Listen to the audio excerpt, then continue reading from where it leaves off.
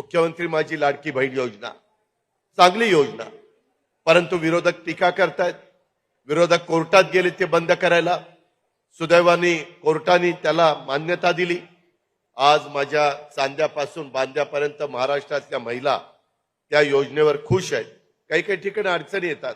काल पण नंदुरबार जिल्ह्यात एवढी गर्दी झाली की माझ्या 2 भगिनींना भोवळ आली आणि त्यांना तिथं शेवटी बाजूला घ्यावं लागलं। थोडंसं तुम्ही सबुरीनं घ्या। माझी तुम्हाला सगळ्यांना हात जोडून विनंती आहे, मी मुख्यमंत्र्यांच्या साक्षीनं सांगतो, कुणालाही लाभापासून आम्ही वंचित ठेवणार नाही। आम्ही जी नियमावली ठरवलेली आहे त्या नियमावलीमध्ये तुम्ही बसला तर तुम्हाला लाभ मिळणार म्हणजे मिळणार। रक्षाबंधन होऊन गेलं, आज देखील माझ्या बहिणी आम्हाला सगळ्यांना मोठ्या संख्येने राखी बांधतात। ओवाळणीच्या निमित्तानं आम्ही पहिले 3,000 रुपये सोडलेले आहेत, दर महिन्याला 1,500 रुपये मिळणार आहेत। ही एक छोटी भेट आहे। मी असं म्हणत नाही की ह्यानं बरंच काही होईल, परंतु ह्याच्यातून 45,000 कोटी रुपये वर्षाला माझ्या ग्रामीण भागातल्या शहरी भागातल्या गोरगरीब घरातल्या महिलांना मिळणार आहे। हा त्यांचा हक्क आहे, हा त्यांचा अधिकार आहे, हा त्यांना मिळाला पाहिजे। ही महायुतीच्या सरकारची भूमिका आहे आणि ती भूमिका वटवत असताना आमच्या या चांगल्या योजनेला, ही योजना चांगली आहे का नाही, चांगली असणाऱ्यांनी हातवर करा महिलांनो। आता एवढ्या महिला हातवर करतात याचा अर्थ एक होईल, या जरा विरोधकांनी येऊन बघा महिलांचं काय मत आहे। सतत काहीतरी टीका टिप्पणी करायची। महिलांना, माझ्या मायमाऊलींना मला सांगायचं आहे, काही गोष्टी कधीतरी चुकीच्या घडतात, काही विकृत माणसं असतात, काही नराधम असतात आणि तिथं काहीतरी घडलं की आमच्यावर टीका होते।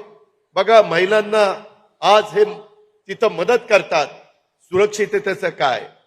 सुरक्षिततेच्या बाबतीमध्ये राज्य सरकार डोळ्यात तेल घालून त्या ठिकाणी बघतंय। स्वतः गृहमंत्र्यांनी आता पुन्हा 7,500 पोलिसांची भरती त्याची ऑर्डर काढलेली आहे।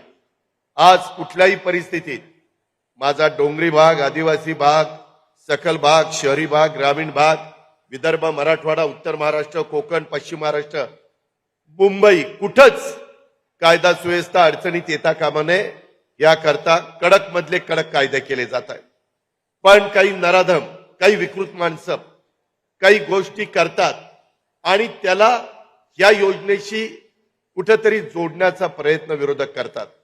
माझी विरोधकांना पण विनंती आहे, ठीक आहे, राज्यकर्ते अनेक आजपर्यंत होऊन गेले, वेगवेगळ्या घटना अनेकांच्या काळात घडल्या, मी कुठल्याही घटनेचं समर्थन करणारा नाही। जो चुकीचा वागेल त्याला शासन झालंच पाहिजे, तो किती मोठ्या बापाचा असू द्या किंवा किती मोठ्या वशिलाचा असू द्या, त्याची फिकर आम्ही करणार नाही।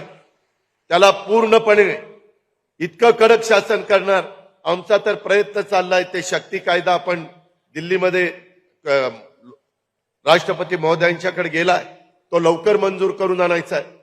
माझ्या तर मनात वैयक्तिक आहे की अशा प्रकारची विकृत माणसं ज्यावेळेस आमच्या आई बहिणीला किंवा आमच्या मुलींच्या अंगावर हात टाकतात त्यावेळेस यांना पुन्हा अशा काही कायद्याचा बडगा दाखवला पाहिजे की पुन्हा त्यांना तशा प्रकारचा विचार देखील मनात येता कामा नये।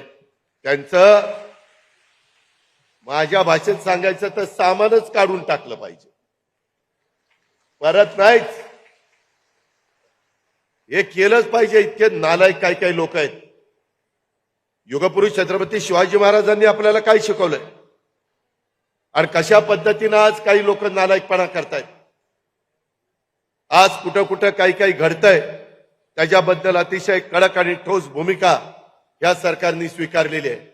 विरोधकांना त्यांच्या पद्धतीनं जे काही विरोध करायचा तो करा, लोकशाहीमध्ये प्रत्येकाला मुभा आहे, त्याबद्दल आम्ही काही बोलणार नाही।